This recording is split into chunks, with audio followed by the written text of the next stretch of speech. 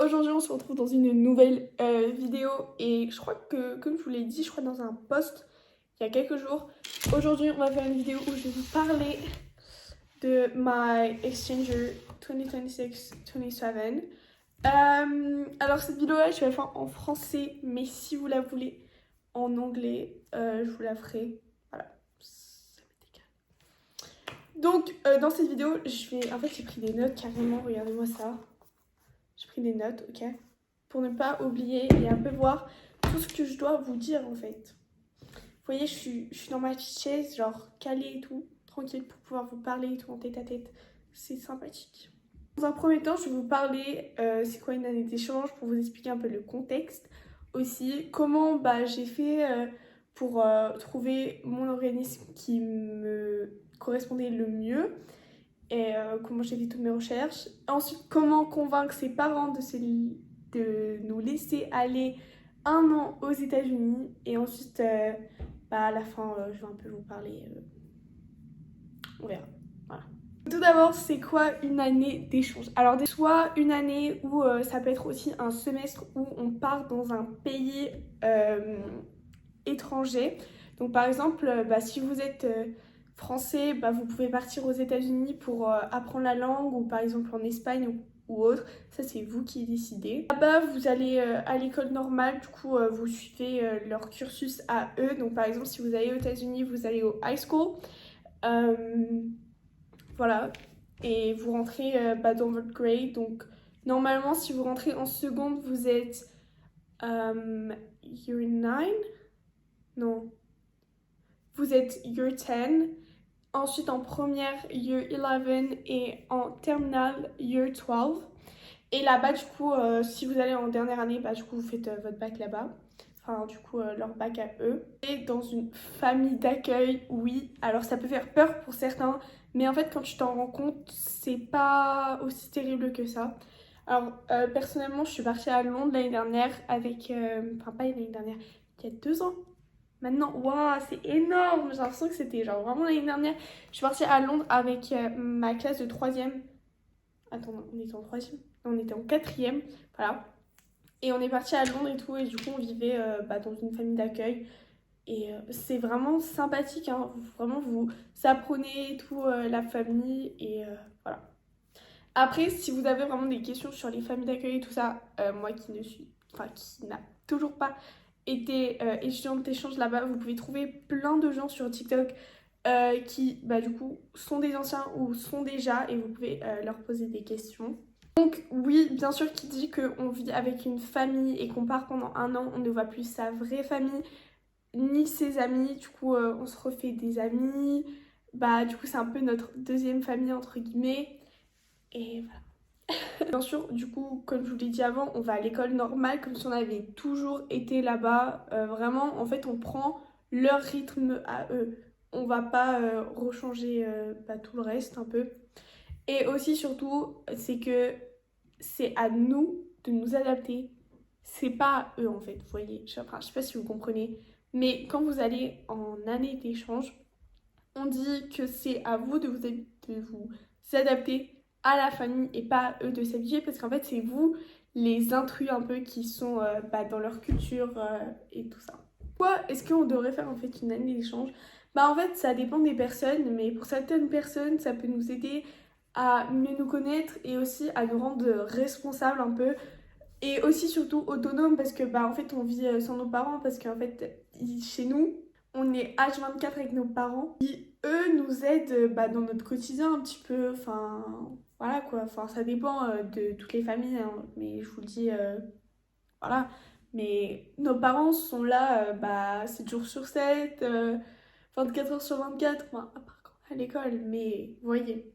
On va là-bas, c'est une expérience de dingue en fait. Comme on dit, c'est une vie dans 1 an.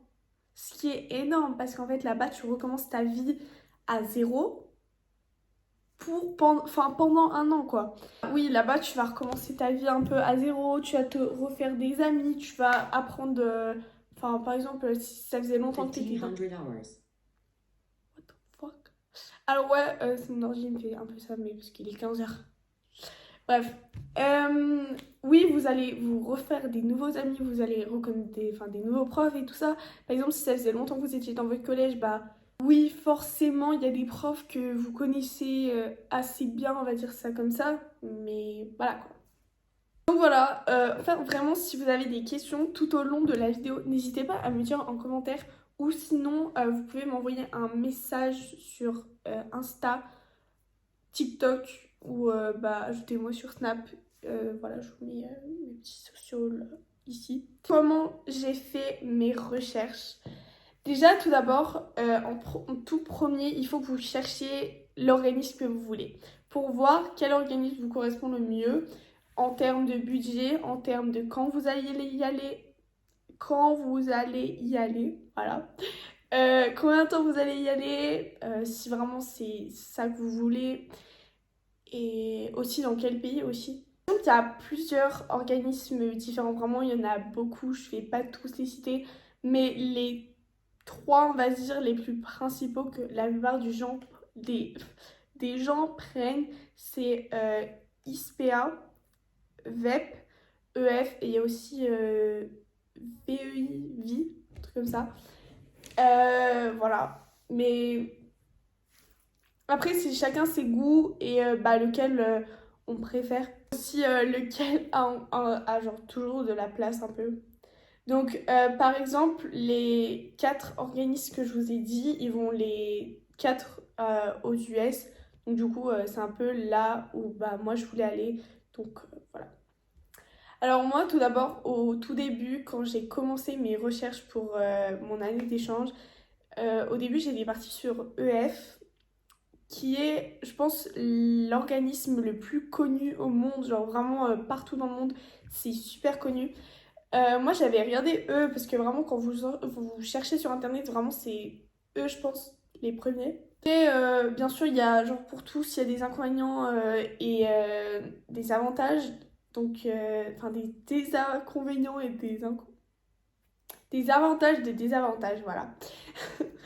Et bah, personnellement, quand j'avais contacté EF, qui moi suis bilingue, ça fait 10 ans, je crois que je fais de l'anglais maintenant. Ouais, à peu près. Environ, je pense. Voilà, ouais. Ça fait à peu près 7 ans. Non, en fait, ça fait genre 8 ans que je fais de l'anglais. Et pendant genre toutes mes années d'anglais, tout ça, bah, j'ai réussi à monter à un bon niveau. Donc, je suis niveau B2+, il me semble. Pour trouver votre niveau, vous pouvez faire des tests un peu sur internet et tout ça. Et je crois qu'il y en a, c'est gratuit, mais sinon la plupart c'est payant. Mais après, suivant votre organisme, vous devez passer un test. Enfin, la plupart du temps, vous devez passer votre test. Et du coup, des fois, ils vous disent votre niveau. Et en fait, bah, quand personnellement j'avais contacté EF, on m'avait dit que je pouvais pas partir avec eux parce que j'étais déjà bilingue et que, en fait, partir avec eux, en fait, quand tu vas avec eux, c'est pour apprendre. Genre, c'est pas pour juste faire ton année d'échange, non, c'est vraiment genre pour apprendre et tout. Et c'est pas, ouais, chill et tout, je sais parler anglais. Non, en fait, non, c'est vraiment, t'apprends à l'école, quoi. Donc voilà, j'étais un peu dégoûtée à ce moment-là, mais c'est pas grave. Et en fin de compte, à la fin, j'ai trouvé ISPA, où du coup, bah, c'est avec eux que je pars. Voilà, j'ai continué les démarches. Et je trouve que, enfin, ça va, quoi. C'est bien.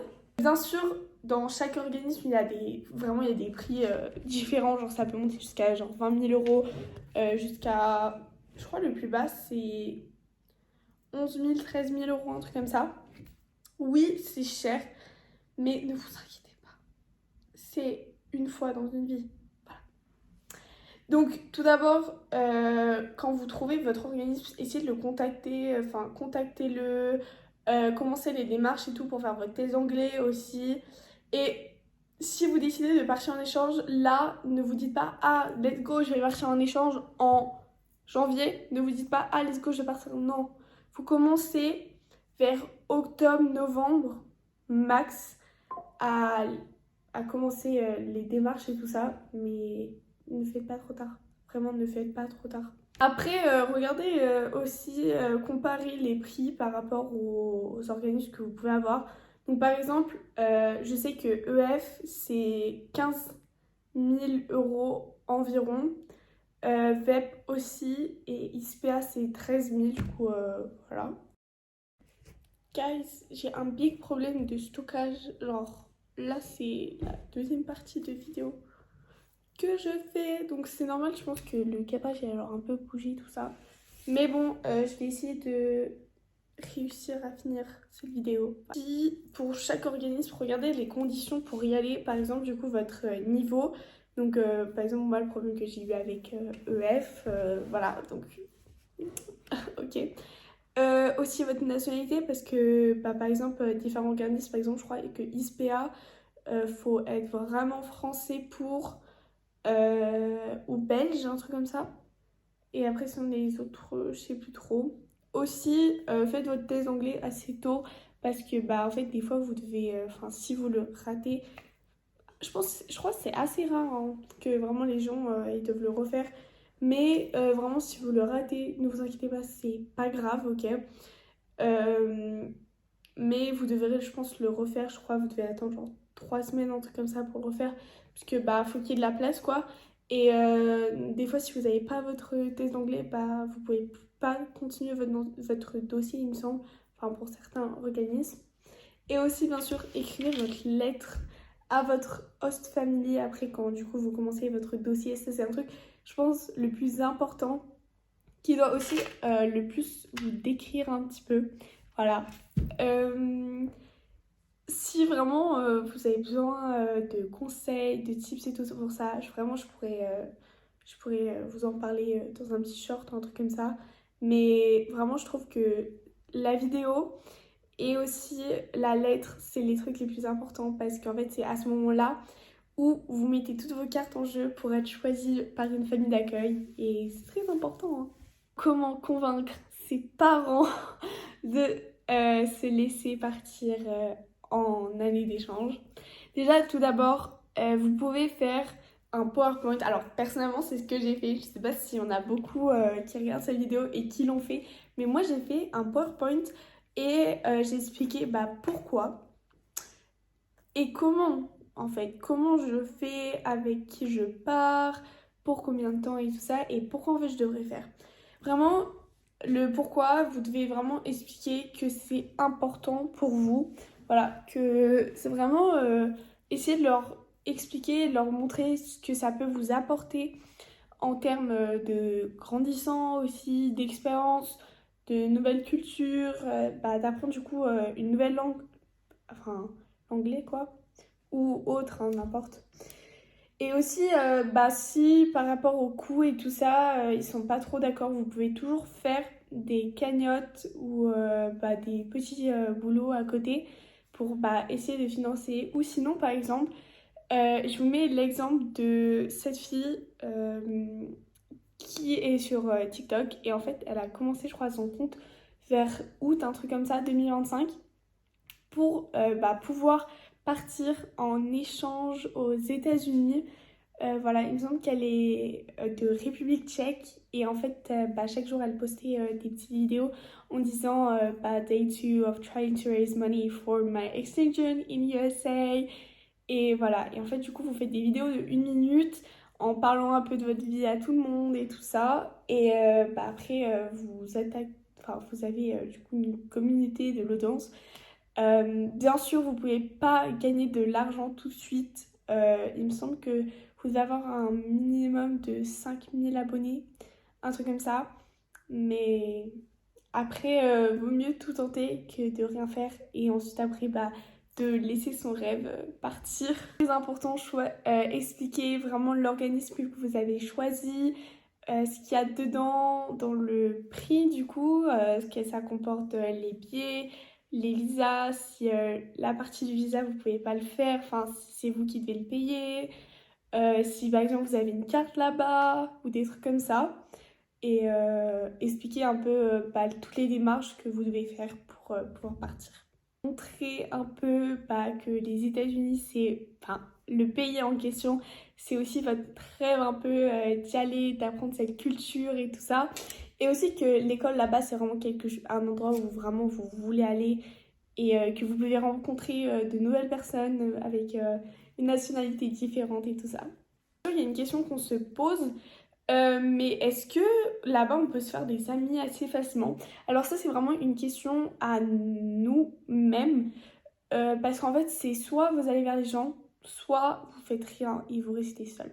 Alors vraiment c'est une vraie question, c'est comme quand vous déménagez. En fait c'est comme quand vous déménagez dans un nouveau pays, bah vous allez vous dire ah faut que je me fasse des nouveaux amis mais j'ai pas envie et tout. Bah là c'est la même chose.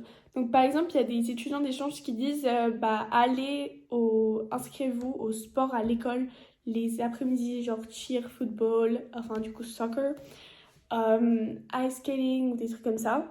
Inscrivez-vous et en fait, bah, du coup, vous serez genre dans des teams et tout ça et vous allez rencontrer beaucoup de gens.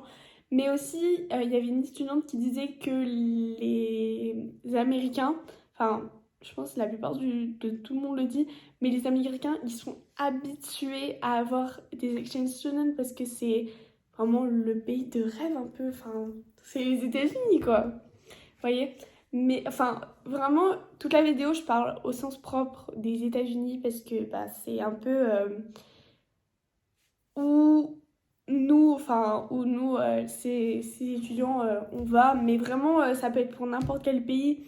Et vraiment, bah, ces pays-là, eux, ils sont habitués à avoir des exchange students et des élèves qui viennent et tout. Donc, c'est assez facile un peu pour eux d'aller vers vous et tout ça. Alors vraiment, on arrive un peu à la conclusion là, de cette vidéo. Si vous avez des questions, tout ça, comme je vous l'ai dit au début de la vidéo, n'hésitez pas à parler avec des anciens élèves pour comprendre comment c'est ou des élèves qui sont là-bas. Mais aussi, bien sûr, vous pouvez parler à des élèves qui vont du coup comme nous, les exchange students des US, qui vont pendant l'année 2026-2027. On a un groupe TikTok, Insta, Snap où vous pouvez bah, rentrer dedans si vous partez l'année prochaine en année d'échange aux US. Voilà. N'hésitez pas à soit m'envoyer un message en privé sur TikTok, Insta ou ajoutez-moi sur Snap ou dites dans les commentaires, comme ça on pourra vous ajouter et vous pouvez rencontrer de nouvelles personnes. Au moins on sait qu'on n'est vraiment pas seul. Alors apparemment il y a aussi un autre groupe, enfin il y a plusieurs groupes des étudiants d'échange, voilà donc comme vous voulez. Aussi vraiment une chose que beaucoup ne font pas, je trouve, mais qui est très important, c'est n'oubliez pas de faire un compte TikTok par exemple ou aussi un compte YouTube pour faire des petits vlogs en partageant votre aventure aux US parce que ça peut en intéresser certains et beaucoup de personnes même. Donc voilà, n'hésitez pas à le faire, ça peut être très intéressant. En tout cas, vraiment, si vous avez aimé cette vidéo et que bah, j'espère que j'ai un peu réussi à vous expliquer le contexte, n'hésitez pas à vous abonner bien sûr, voilà. Et aussi à me suivre sur TikTok où je pense que c'est la plateforme que j'utilise le plus au quotidien. Mais bien sûr, j'essaye de vraiment, guys, il faut que j'arrive à poster sur YouTube et à reprendre mon rythme. Mais en fait, c'est tellement compliqué avec l'école. Je voulais trop vous faire des ski vlogs et tout ça parce que vraiment, on est quasiment toute la journée au ski. Et je vous promets que c'est incroyable. Donc voilà, je vais essayer de vous refaire vraiment des vlogs et tout ça. Il faut vraiment que je me remette à fond dedans. Mais en tout cas, n'hésitez pas à vous abonner à mes autres réseaux. Ils sont en description. Normalement, il y a les petits liens. Et si vous avez des questions, bah, n'hésitez pas à me les poser. Peut-être je vous ferai une partie 2 s'il y a beaucoup de questions par rapport à ça. Et puis sinon, j'ai tellement hâte de vous faire tous ces petits vlogs. Voilà, on va essayer de faire des vlogs toutes les semaines. Je pense que ça peut être pas mal. Bon voilà, j'espère que vous avez aimé cette vidéo et je vous fais plein de